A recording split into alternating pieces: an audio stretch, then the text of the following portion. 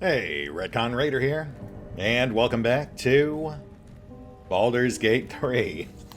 Where today, I'm doing my best not to sell Halsin short. I'm still a little annoyed. I mean, I'm not going to lie, but I will say I've mellowed a bit since then. Another step because, in part, my frustration was that he had basically undone multiple episodes of infiltration. But it apparently turns out that no one outside this room even knows anything happened, so I guess we're good. I mean, relatively speaking, we still killed a bunch of people. But the party rages on, the leaders are oblivious. The kids are alive, scarpered off to parts unknown. Hopefully never to be seen again. I really don't want to have to deal with that again. So yeah, I mean, I'll keep my irritation with Halsin in check, much in the same way I've tried to do with Asterion, at least until we get to know them better, see if they're worth all this trouble. It just kills me that, he couldn't bear to wait another 5 minutes until I'd gotten him quietly out of here. But, it is what it is, and I think a lot of it really does stem from the fact that I still have a really hard time wrapping my head around the idea of druids that are not, neutral and even-tempered, I guess. Though, I mean, I suppose there's been plenty of examples of hot-tempered druids in the past, even prior to removing that alignment restriction. Maybe it's just that I don't run with enough druids. I'll have to rectify that. But regardless, we push on. Content in the knowledge that our plan to potentially dispatch the goblin leaders continues relatively on course. Albeit now with 3 less guards outside we have to worry about. Maybe I need more pockets.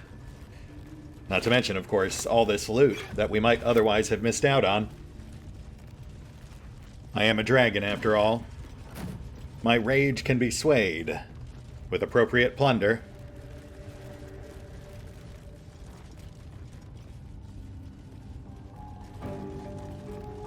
Well, that's interesting. That might actually be the eyes that one goblin was talking about. The altar of Selûne.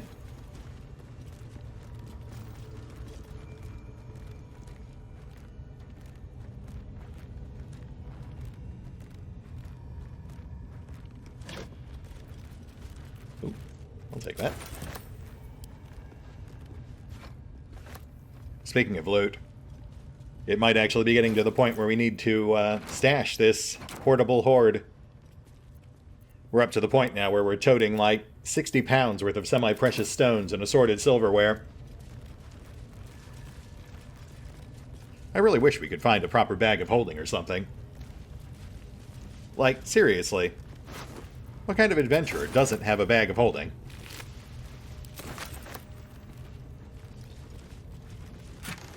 Ooh, here we go. Beastmaster's Chain.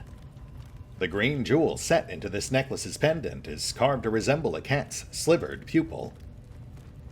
Animal friendship. I assume once per long rest. Not great, but not bad. Yeah, I could see potentially swapping that in for an appropriate fight. Oh, wow. Linebreaker boots. Lightweight fur and leather designed to speed the wearer's charge into battle. Grants adrenaline rush. Once per turn, when you dash, you gain Wrath for 2 turns. Okay, and what is Wrath? +1 bonus to damage with melee. Oh, okay, well that's actually not all that great for us, because we are almost entirely range. But that might be a good fit for Asterion. We have a couple of magic daggers I need to hand off to him anyway.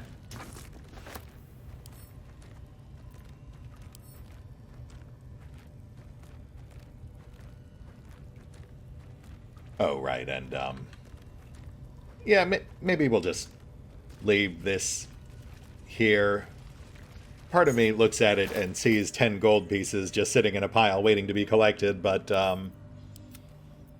I suppose taking advantage of this suspicious meat would be somewhat distasteful. At least while people are watching.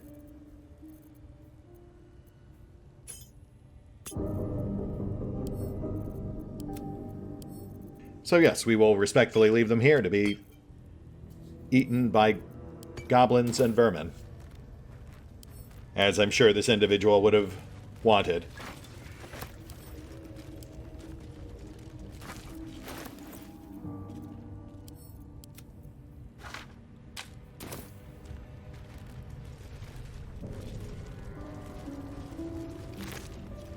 Hey, Furhead, 2 teeth.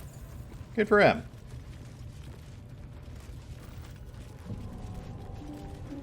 Yeah, I gotta do another big potion brewing session next time we're back in camp. Ooh. Warg Fang. No goblin will strike you down is etched into this dagger's handle. When goblin assailants realized they couldn't kill the dagger's original owner, they gave him to the wargs, who made short work of him. So, +0 dagger that grants Goblin's Undoing. Goblins have disadvantage on attack rolls against the wielder. Interesting. So more of a defensive item than an offensive one, really. Which would be pretty perfect for a character who doesn't often fight in melee.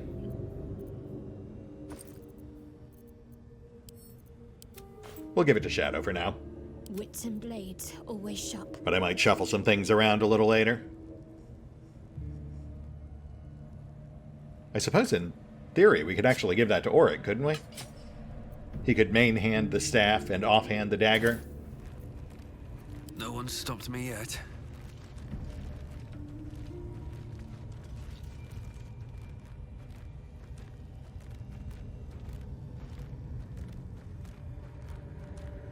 Moving ahead.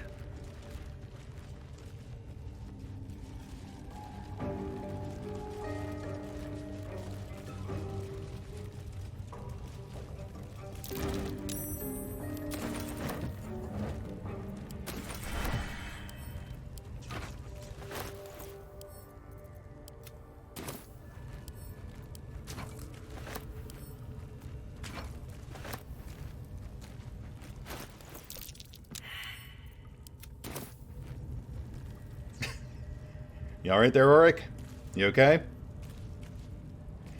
I would light this stuff up to get rid of it, but Halsin, of course, is very helpfully standing right on top of it, so you know.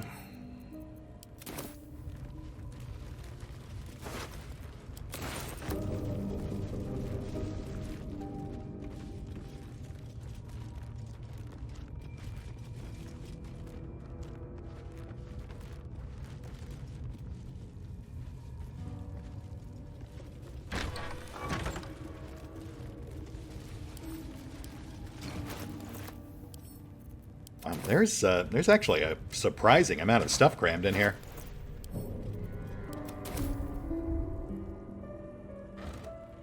Oh, you know what? I just realized we killed the goblin that wanted to give us hard time and make it fun. Man, that's a shame. Not that I would have taken her up on it, of course, but you know. It was nice having the option. Especially since, at this point, I've actually been informed I may have actually missed out on our chance to romance Karlach. Not telling her that I wanted to touch her like a super weird creep, apparently may have skipped the only chance we had to kickstart a romance. Though I've also been told that there may still be another chance once we hit the end of Act 1, so we'll see. Otherwise, I suppose we'll have to consider someone else. More for me. Smoke powder bomb. Nice. Weird place to keep it, but maybe that was just the goblins having fun with prisoners.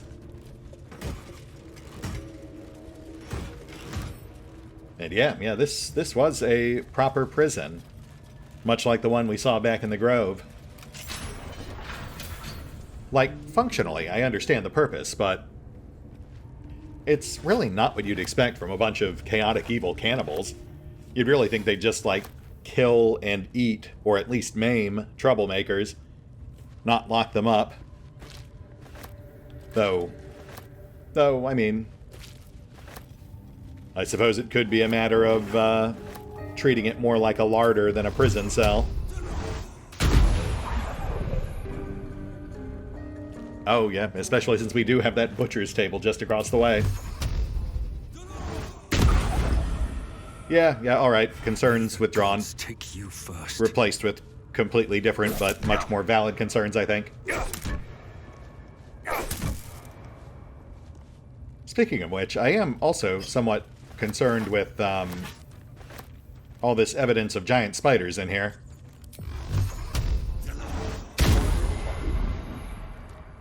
Ooh, nice, I'll take that. Oh, hey. What's going on, buddy? We'll, chat him up in a moment, get the whole story.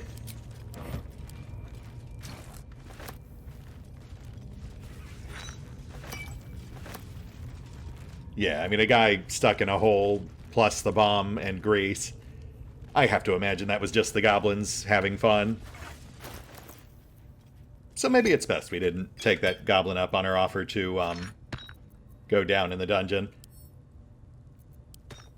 Probably would have sucked.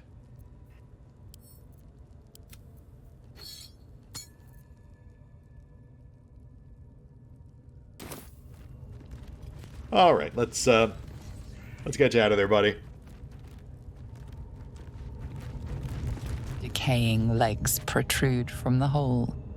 A failed escape, it seems. That guy's foot is gross.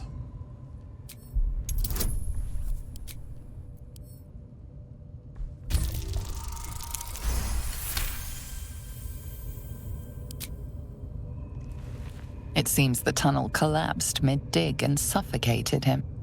A crooked heart is embroidered on his left shoe.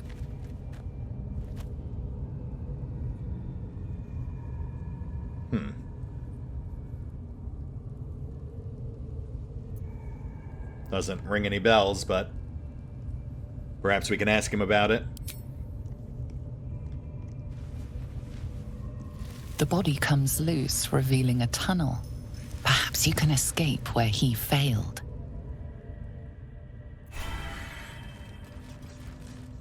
Hey, just our luck. He's feeling chatty.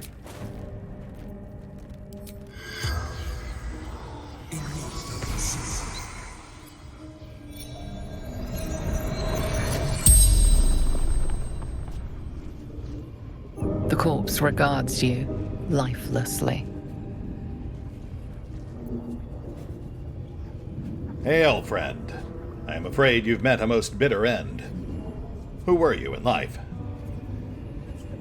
Taken, carpenter, father of 2. Well, that's sad. How'd you end up here? Heading to Baldur's Gate. Didn't hear Goblin Patrol. What is that crooked heart symbol on your shoe? My son Garland did it. If I ever missed him, could look down and remember him. Aw. Well, that is both sweet and also sad. Keeping the memory of your son close to your soul. Were you in here alone? Goblins took my friends, cut them up for the wargs, for meat. Right. And what happened to you? Digging too quickly. Felt tunnel collapsing. Better dead than warg meat. The spell's power wanes. You can ask no more questions. I don't know, man. As a violent claustrophobic, I think I'd go with the wargs. But to each their own. Still blocked. But should be easy enough to clear.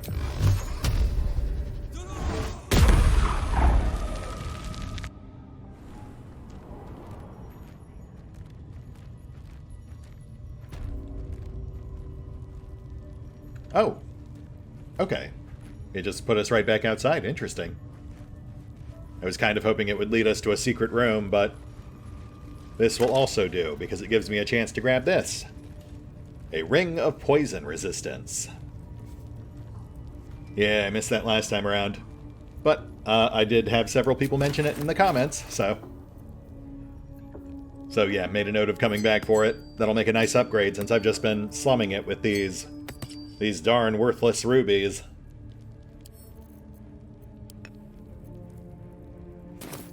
And I suppose it does put us one step closer to the exit as well. And, like, canonically, I feel like, at this point, we are justified in creeping back out. After our chat with, Minthara, I feel like we have justifiably bought ourselves some time before the pending attack on the Grove. She believes we're her inside man, and we're forestalling her advance. Yeah, I feel like that's a sufficient justification to go take a long rest. That aside, I haven't quite decided how we're going to approach this just yet. Whether we'll just go for a surgical strike to take out the 3 leaders, or if we'll just wipe them all out wholesale. Because, I mean, on the one hand, while I do generally prefer more diplomatic approaches, the Gabos haven't really done much to convince me they are not a clear and active threat to everyone around them. Like, the True Souls have an excuse. They're being actively mind-controlled. The Goblins, though, they're just murderous opportunists. Let me know what you guys think.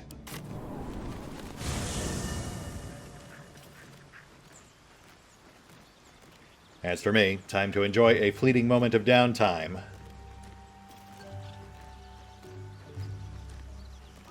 Hey, Volo, you made it. Let's see what he's up to.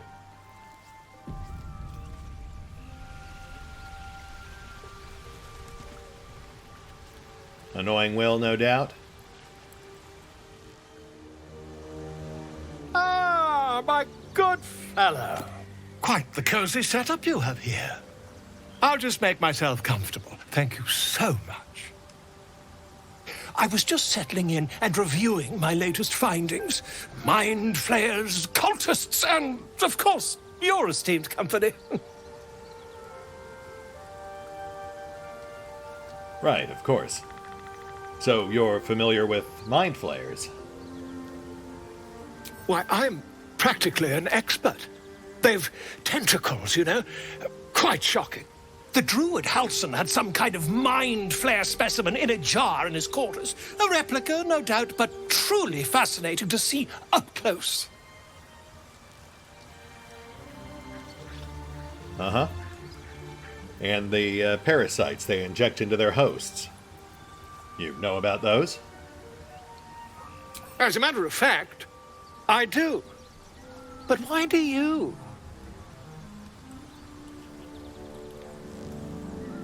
We've never actually killed a mind flayer. Not directly. Let's just say I have some first-hand experience in the matter. That's quite impossible. You'd have undergone ceramorphosis by now. Yeah, so I've been told. But apparently there are some absolute exceptions. If what you say were true, you'd be a mind flayer by now. You? Infected by a mind flayer? Huh, ridiculous. Isn't it?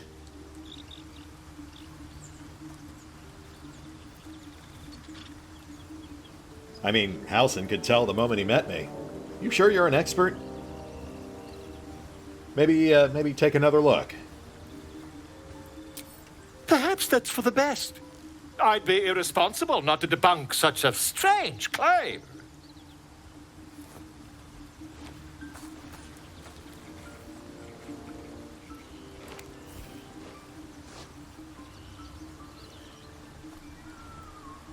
If I just peer in your eye, I could quickly... Oh, my dear, sweet gods! Yeah, that's my tympanic membrane. So, anything we can do about this? I mean, yes.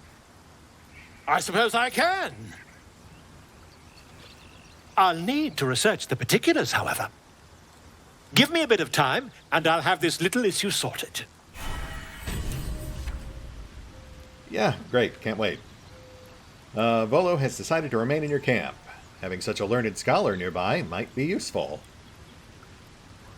Press X to doubt, but at least he gave us a blazer. The Blazer of Benevolence. Even though the embroidered velvet won't help against a sharp blade, wearing it fills you with self-assuredness. Which grants remedial rhymes. When you inspire an ally with bardic inspiration, you gain 4 temporary hit points. So essentially the companion piece for the Cap of Curing. Not much use to us, but maybe it'll look nice on Gale. Still bummed they cut the planned Bard companion.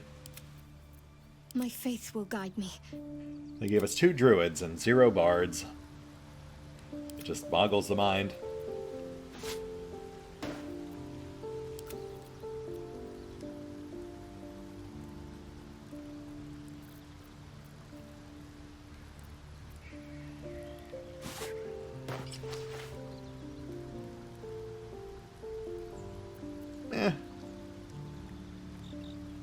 No, color doesn't really suit him.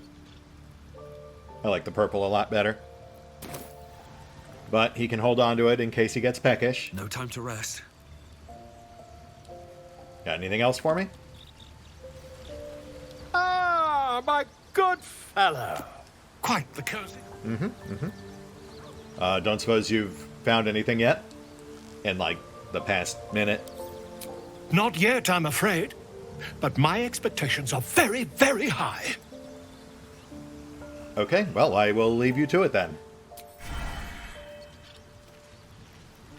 Now let's walk the camp. Oh, for goodness sake, Lace, I'll put on some clothes. Wonder if the gods are watching me. Hey, Karlak. Hey, soldier. Wish I hadn't missed my chance to flirt with you. Well, hello. What can I do for you? Oh, here we go. Oh, well, Asterion, wouldn't you know, while we were walking through the swamp south of here, we stumbled across a monster hunter who had some very interesting things to say about you. What? Who? What happened?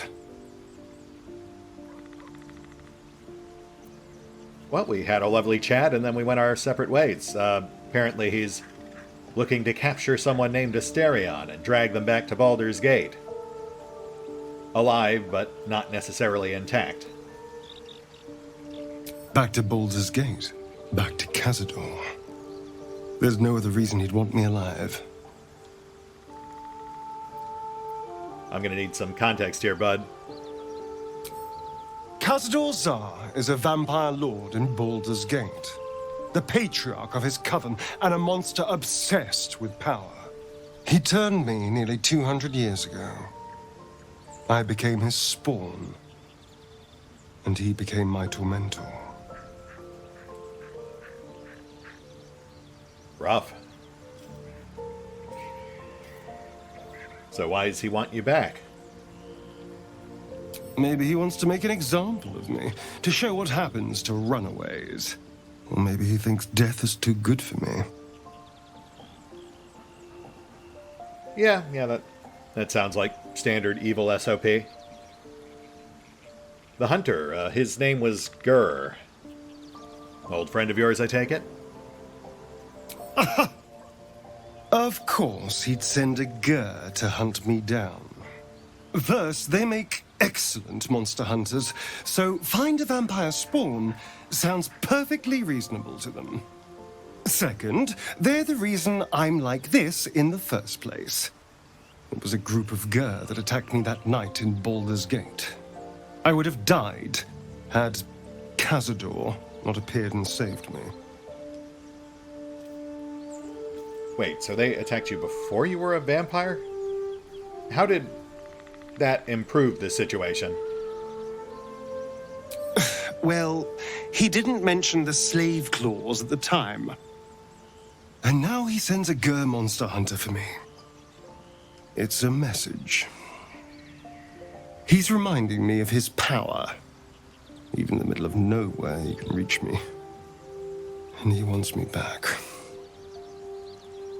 I mean, I wouldn't worry about it too much. Dude was just walking around asking people if they knew someone named Asterion. He was one step shy of feeding himself to a green hag.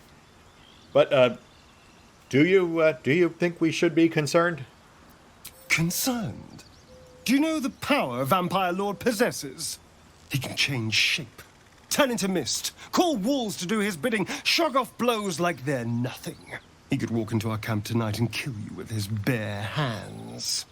And you'd be lucky if death was the worst thing that happened to you. Huh. Aren't there, like, old-world vampire protocols he has to follow or something? Like, what are the rules here? Would he be able to just walk in here uninvited? Probably not. He has to rest in his crypt during the day. I've never known him to leave Baldur's Gate. But he has no end of lackeys. He'll send someone else in his place. We just have to be vigilant, keep our wits about us, and kill any monster hunters on sight. I mean, I don't know about that last part, but yeah, I agree we should remain vigilant. But I understand there's a lot at stake here. So, is there anything else you'd like to share? Any other ancient enemies or sinister secrets that I should perhaps be made aware of? Why do you insist on exhuming the past? I was a slave. A vampire spawn. Kept by the Tsar family. Perhaps I still am. I was never able to resist their commands. But now, I've been conveniently lost. They won't ever control me again. Huh. Thank you. That actually does help me understand where you're coming from. So, how does one become a vampire? Again, I'm just trying to understand the rules here. It's simple. Just find a vampire that will drink your blood and turn you into a vampire spawn. Their obedient puppet. In theory, the next step is to drink their blood.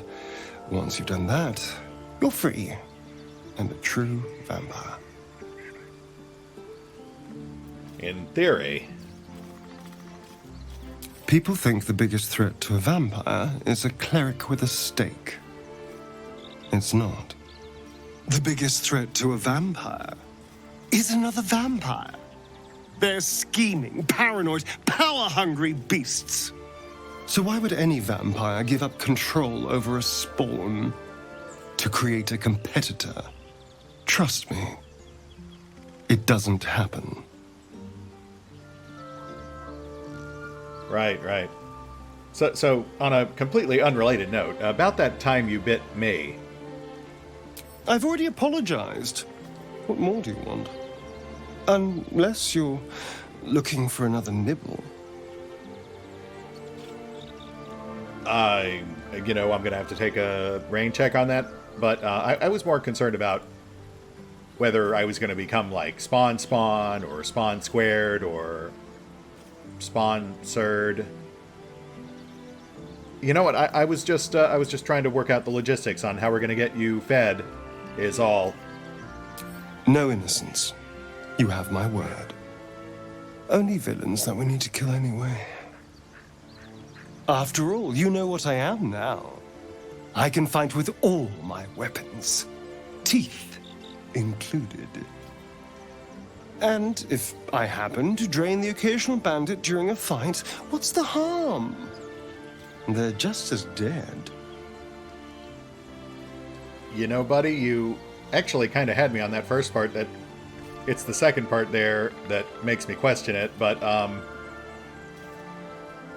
you do make a valid point. They won't be less dead just because you're also fed. I guess we can do that. But I will keep an eye on you. No innocence. Excellent. Now, shall we go?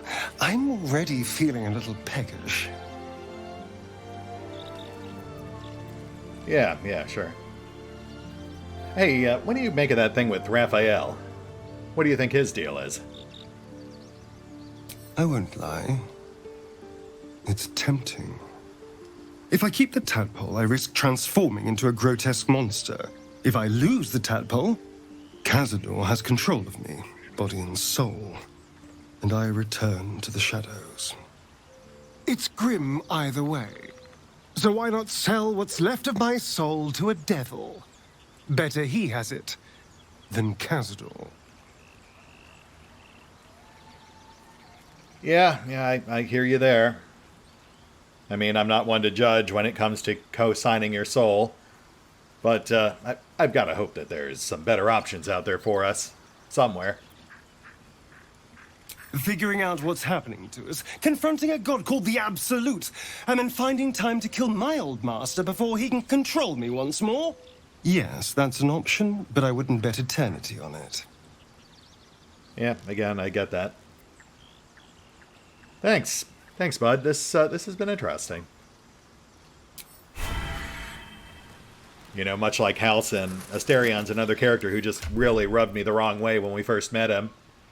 But I do like hearing more about his story, understanding why he is the way he is. I'm glad we kept him around. Look what he said. Something's on my mind. Hope you're keeping well, friend. Well enough, but about to be better. Get over here.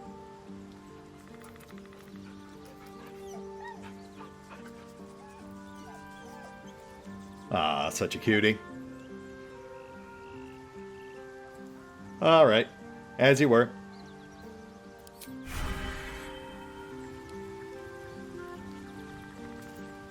Will? Well met.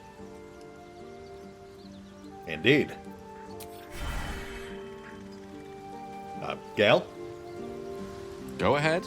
I'm listening. Yeah, okay, so I guess we just have to do more companion stuff to unlock more options. So what do you think about this Asterion situation? Kind of bites. I know what it is to hunger. And I know what it takes to keep that hunger under control. He's done that so far, despite his condition. So long as he sates his appetite elsewhere, I'm happy to give him the benefit of the doubt. That is fair. Good talk, buddy. Hey, about that mighty lord you mentioned last time around. We never did finish talking about that. You weren't talking about yourself, right? What was his name again? Ah, yes. Karsus. Karsus was perhaps the most powerful wizard that ever lived. The child who would be a god, the elves called him. And he tried. With a spell of his own devising, he endeavored to usurp in one fell swoop the power of the goddess of magic. Mistral, she was called then. Imagine what it must have felt like. To be a god. To know yourself, to be untouchable. To be mistaken. As Karsus aimed his spell at her, she began to unravel. And with her, the entire weave. Too late did he realize what he had unleashed. It would have been the end of everything had not Mistral sacrificed herself. The goddess of magic is all magic. By dying, the entire weave was lost, and the spell that challenged a god failed. It was the end of Mistral, The end of Karsus and the end of an entire civilization. As the child who would be a god was turned to stone, his empire came crashing down around him. The floating cities of Netheril were no more. An event that came to be known as Karsus's folly.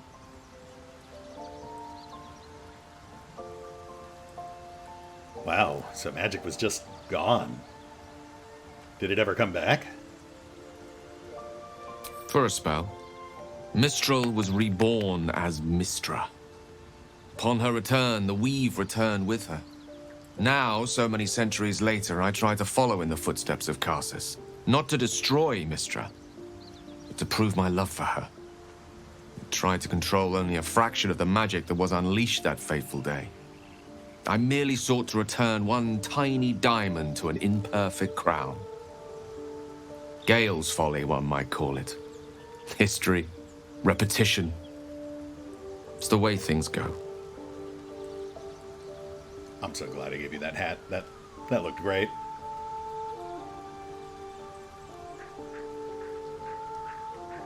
So if we can't find a cure for your condition, what'll you do?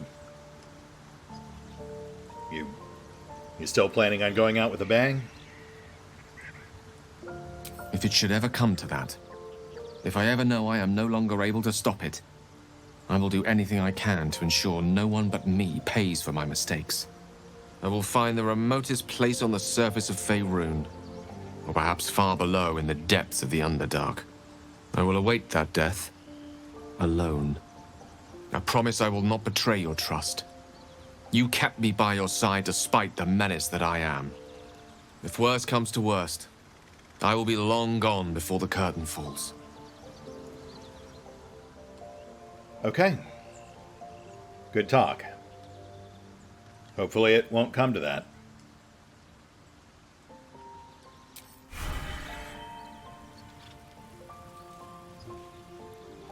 Gale. He's really growing on me, too. I think thus far, the only one who really hasn't is Will. If anything, Will has actually kind of actively pushed me away with his current woe is me shtick.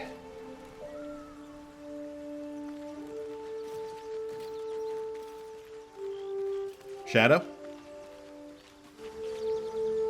Shah's blessings upon you. Yes, you as well.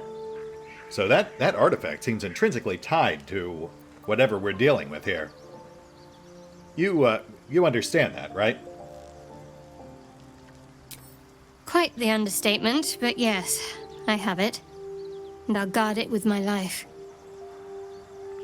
And yet you don't know what it is or why Shar'd wants it? It's called faith. Duty. It doesn't have to add up to me as long as I serve. I'm part of a bigger plan. One that will be revealed in time. Yeah, some parts of plans are inherently disposable. I admire your conviction. I just personally prefer to understand what's going on. That's not a luxury open to many people, us included. I have my faith to turn to instead. You should find something of your own. Yes, of course. I'll leave it be.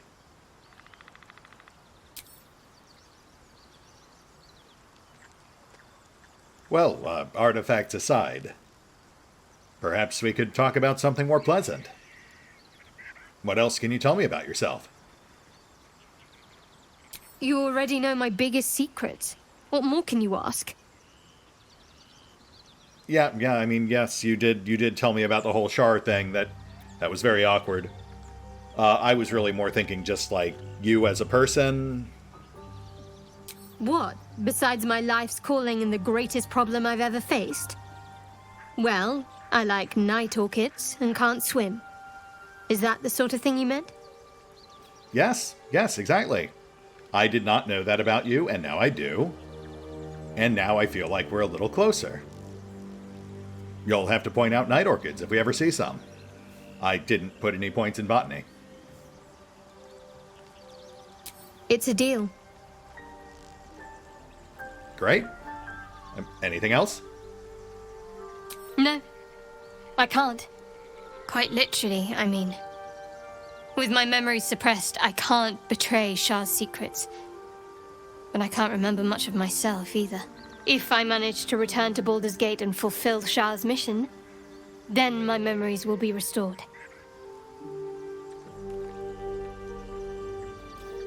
I mean, if they can just suppress your memories, how do you know they haven't made that promise before and then just made you forget about it?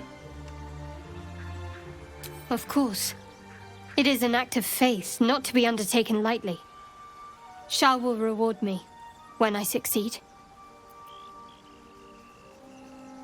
Yeah. I'll bet.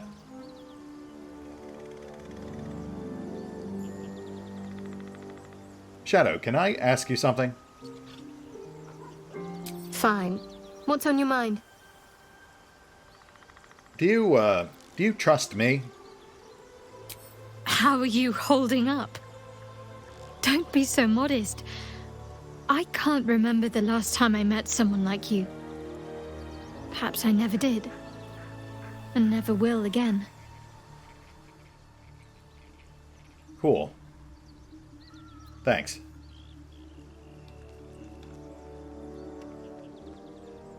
We are definitely going to get to a point where she has to decide between herself and Shar. And I am really hoping we can sway her into making the right choice.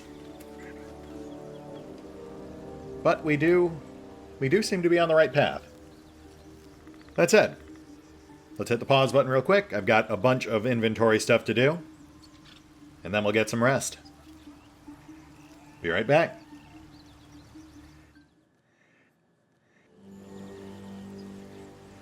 And we're back. Let us rest in peace.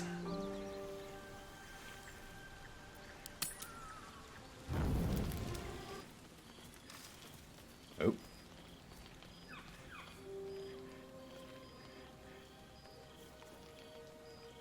The air is heavy. Moisture drips down your forehead. Pain shoots through your fingers. Sir Fuzzle Up. What's up, bud? Don't mind me, just dying over here. The ache builds as you squeeze your hands together. Were your fingers always so thick? Your skin always so sticky? Lae'zel. Chukil Gate Vlakith Mazathok. Can you feel it crawling through you? Tendrils squirming in your chest, gripping your heart, piercing your belly. Your bones popping, your flesh swelling. I can. I see it in you. I feel it in me. We are lost. I will be quick with my blade. First you, then the others, then myself. Your minds intertwine. You sense a touch of uncertainty, a touch of disgust.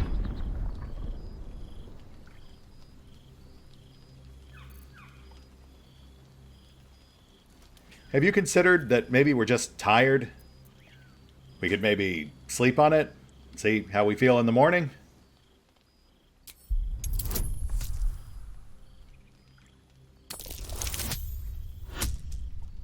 Oh, come on. Right, good.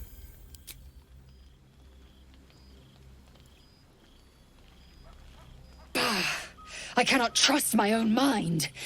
So it seems I must trust yours. I will wait. But know this. I am watching. If the sickness does not pass come dawn, I will end us all.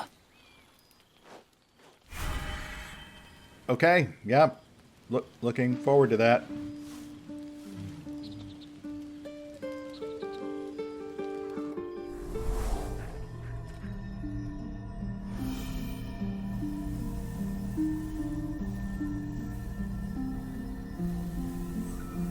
I came just in time. You are transforming. Squid Boss?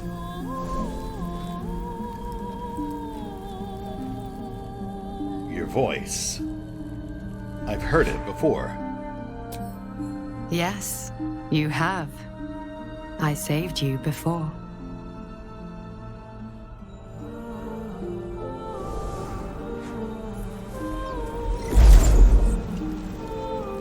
And I'm here to save you again. Don't worry. You will not become a Mind Flayer. Not while I'm around. I'll protect you.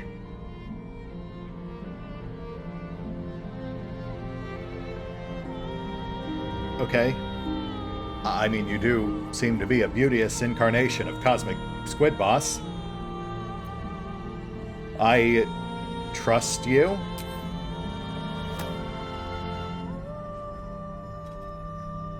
This has been quite a night. We haven't much time, so listen closely. There is great potential within you. It comes from that parasite.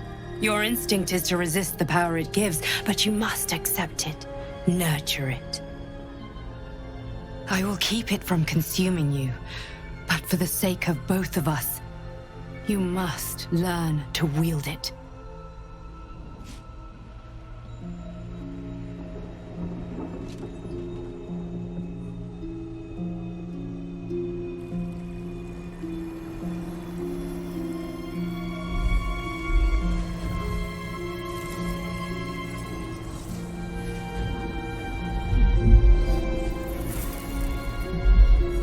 A fight for the fate of Faerun. A fight we are losing. For now. You can change that, but only if you embrace your potential.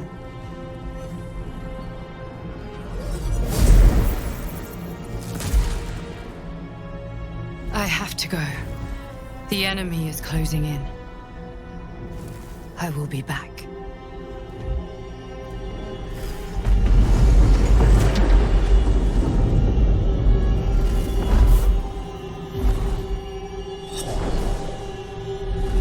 Wake now.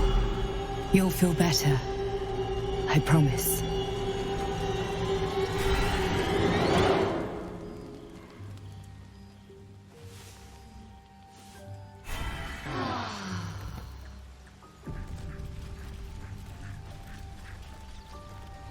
Consuming parasites.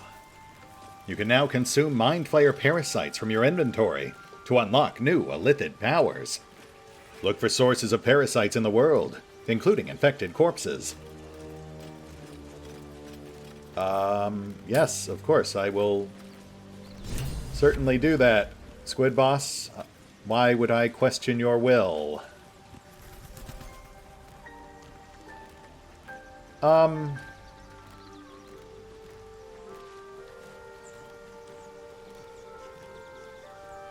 Well, I guess we're going to start mind flaying things. I guess that's fine. What could possibly go wrong with that? Surely the Cosmic Squid Boss and or whatever that thing was wouldn't lead us astray. Folo, can we talk? Ah, my good fellow. Hey, have you made any progress with your research?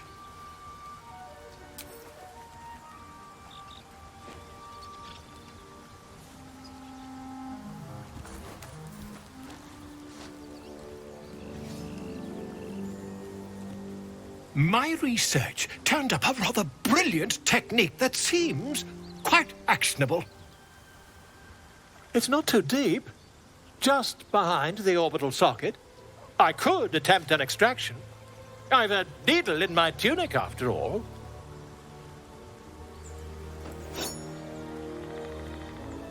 Whoa, okay, hold on. Folo, buddy.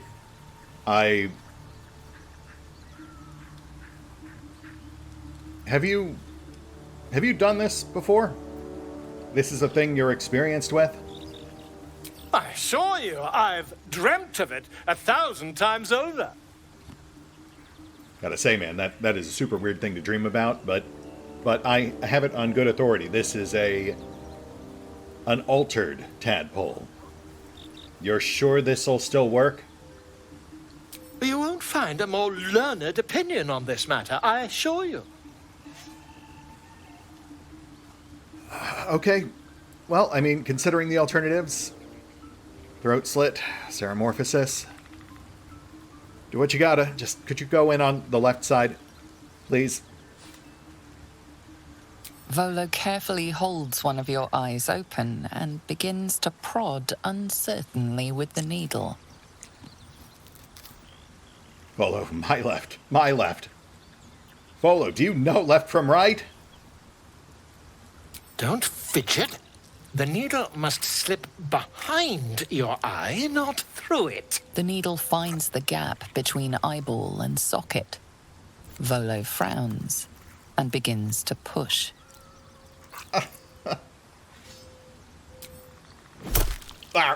Pain shoots through your body as the needle snags on your optic nerve. I think I have it. The needle seesaws back and forth, plucking the nerve like a harp's. Oh, bother. There's some obstacle in the way. I shall need a more robust implement. Yeah, I passed out like 5 minutes ago. Volo carefully withdraws the needle from your eye. Then, reaching into his bag, he produces an ice pick.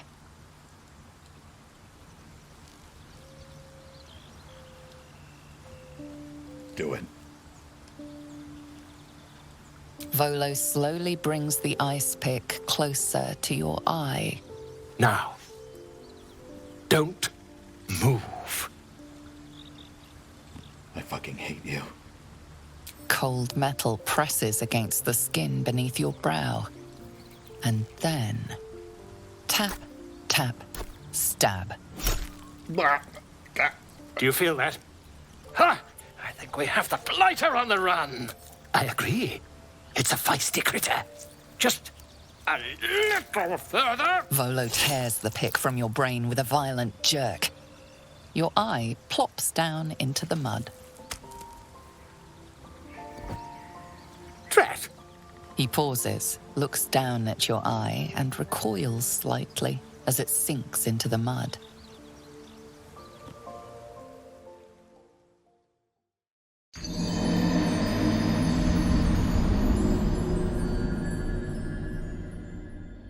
Well, we had a good run.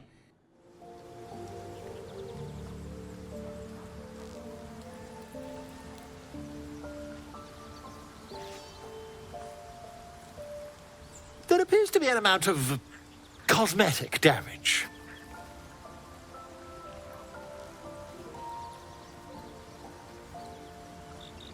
I'm sorry, is someone talking to me? I seem to be blind. Please, try not to overexert yourself. You're in a rather fragile state at present. I can't help but feel partly responsible. Perhaps there is something more I can do.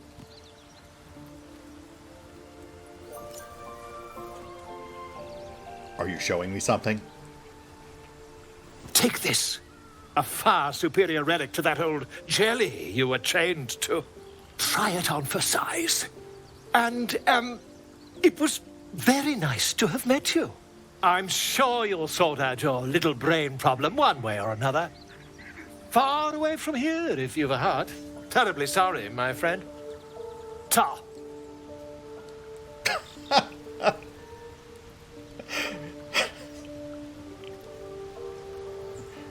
Well, shit.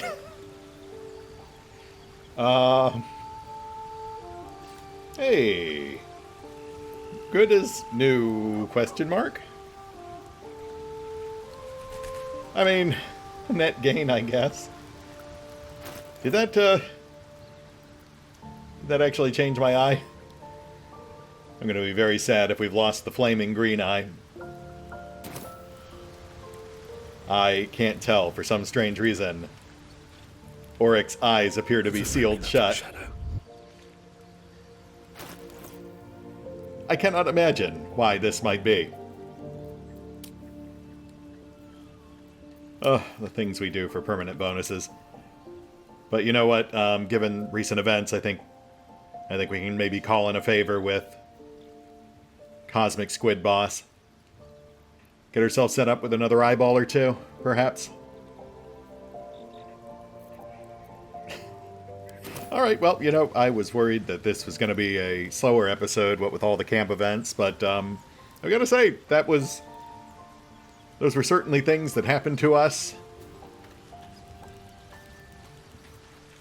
Don't waste a step.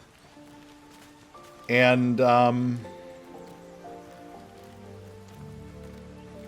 yeah. Yeah, it's going to take me a while to wrap my head around this. I mean, in character, I believe that Auric would probably assume the being that approached him in his sleep is an avatar of the Cosmic Squid Boss. Probably the closest he's ever had to direct communion, since I imagine normally it would be through much more abstract measures. But at the same time, he would have doubts, given everything else he's been seeing as of late. So, while I think we will begin consuming tadpoles, we'll also need to keep our eye out for potential cures. I'll see you next time. I gotta go vomit.